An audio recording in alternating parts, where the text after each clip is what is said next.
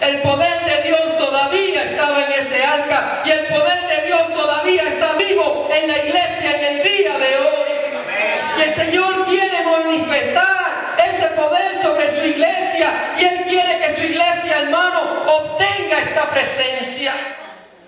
Cuando los filisteos vieron que el Dios de los israelitas hacía desastre a su Dios Dagón, cogieron el arca y lo montaron en un carro nuevo. Le estoy haciendo la historia un poco rápida, porque al principio se las empezaron a pasar los unos a los otros.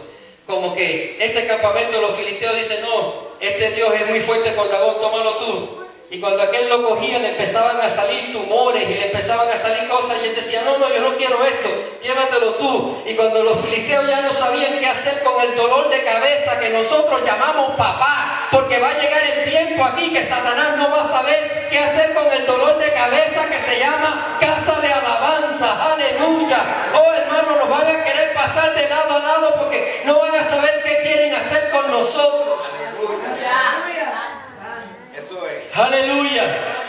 Dicen los filisteos: mira, lo mejor es coger esto y devolvérselo, porque esto a nosotros nos está haciendo un daño horrible. Y ellos cogieron, aleluya, y si ustedes van conmigo a Samuel, aleluya, ellos cogieron en el capítulo 5 de Primera de Samuel y devuelven el arca, aleluya, a Israel. Y cuando el arca llega a Israel, aleluya, ellos lo pusieron sobre unos carros nuevos, aleluya. Ellos hicieron una carreta nueva y pusieron el arca y cogieron unas vacas paridas, aleluya, y las amarraron al arca, al carretón, y mandaron a los becerros que regresaran al corral. La lógica era que las vacas paridas, aleluya, dieran la vuelta y persiguieran, aleluya, los becerros al corral. Pero ellos dicen: si este daño que nos está sucediendo es verdaderamente el Dios de Israel, si las vacas cogen el camino hacia Israel, entonces sabemos que es de Dios. Pero si las vacas regresan a donde están los becerros, entonces no es Dios, es que estamos atravesando una mala suerte. Y dice que cuando pusieron, aleluya, el arca sobre las vacas y soltaron los becerros y los llevaron al corral, las vacas empezaron a gruñir y empezaron a coger el camino, aleluya, hacia donde estaba el campamento de Israel, aleluya.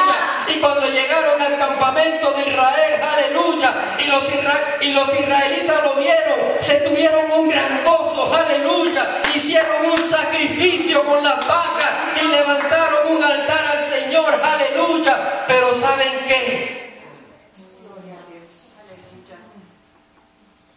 Dios los hirió con una muerte grandísima, porque los israelitas que recibieron el arca cometieron el error de mirar adentro del arca. Y esto es donde yo quiero ir, hermanos. Esto es donde yo quiero ir. El Señor nos está llevando a un nivel más alto, pero a ese nivel espiritual donde Dios nos está llevando, Dios va a demandar cosas de nosotros.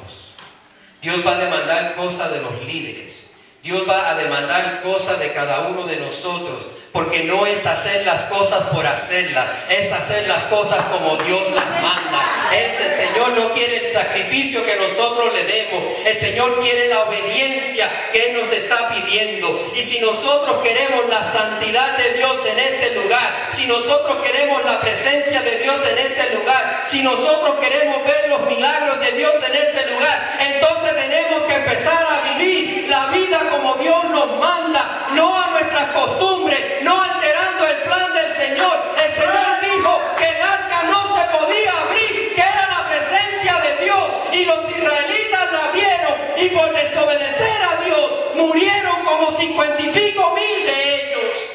Aleluya. Wow, pero este no es el mensaje que yo quería para abrir el altar. No me culpen a mí, cúlpenselo a Dios. Yo lloré cuando me lo dio. Yo le dije a mi esposa: es que papá Dios solo me da machete.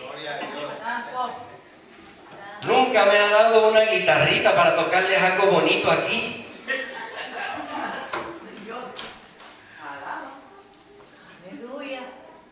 Cuando los israelitas vieron la mortandad que sucedió, cogieron el arca y la llevaron a Kiriat Jearim y la pusieron, aleluya, en casa de Abinadab, y consagraron a uno de sus hijos, Eleazar, que cuidara del arca.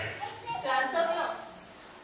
Y mientras que el arca estuvo ahí, el pueblo de Israel pidió rey, y Dios le dio un rey, le dio a Saúl. Y yo nunca había meditado en esto, pastor, hasta anoche que el Espíritu Santo me llevó a esto. Todo el tiempo que el rey David, que el rey Saúl fue rey en Israel, nunca se preocupó por traer el arca del pacto a su ciudad. En todo el tiempo que el rey Saúl fue rey de Israel, el arca del pacto quedó en Kiriat Jearim.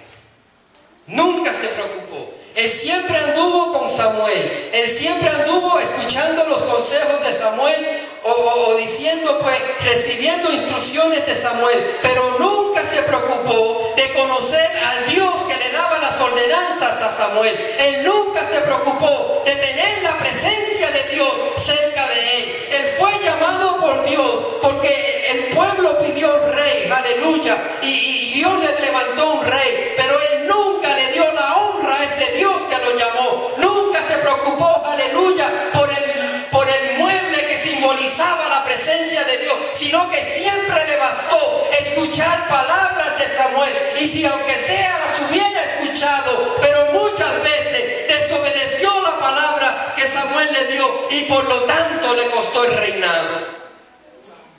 Nosotros podemos ver que Samuel le habla a David y lo unge como rey cuando Saúl fue desechado.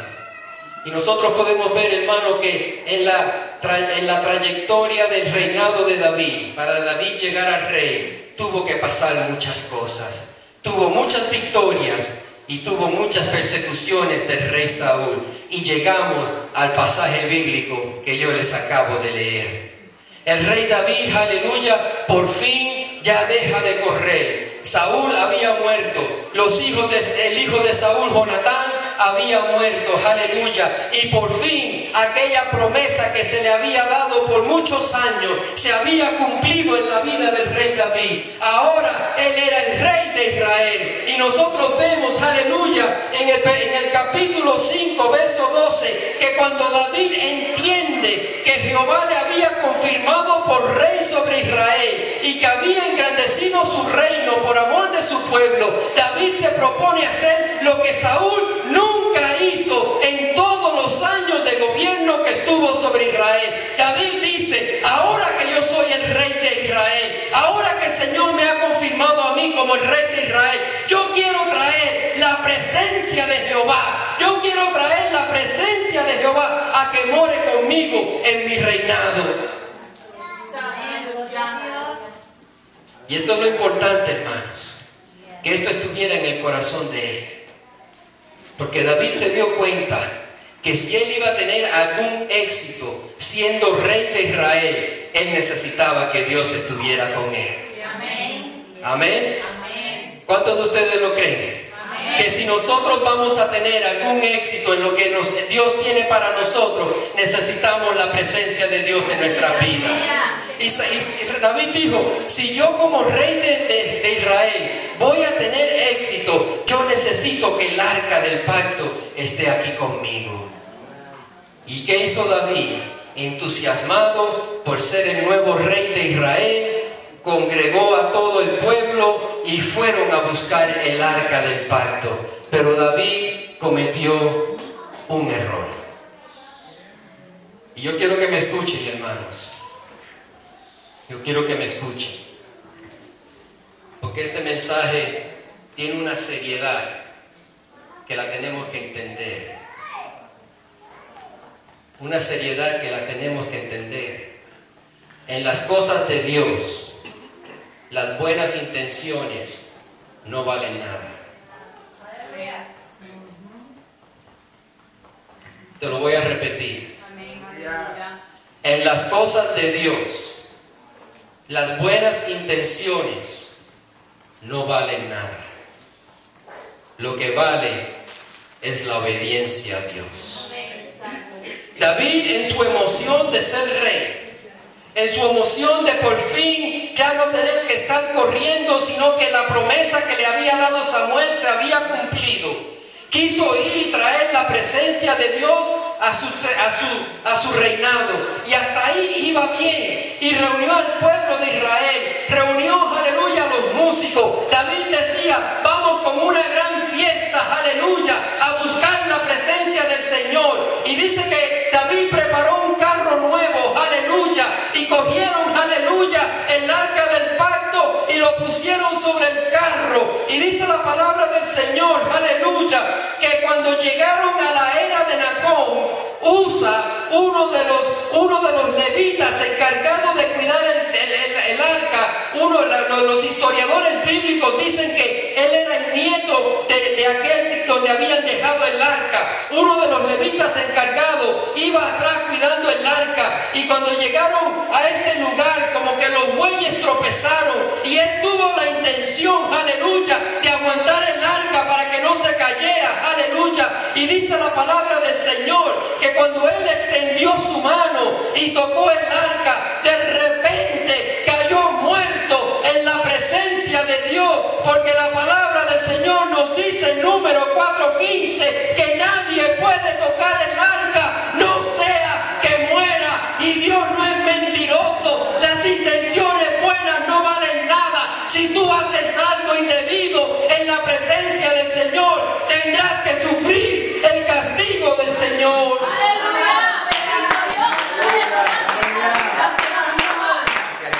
¿Qué yo les estoy diciendo con este mensaje? ¿Y qué es lo que el Espíritu Santo nos quiere mostrar? Sí, es bueno que deseemos la presencia del Espíritu Santo, pero tenemos que saber que cuando venga la presencia del Espíritu Santo, nos tendremos que someter a la autoridad, a la voz, al mando, a la dirección del poder de Dios sobre nuestras vidas.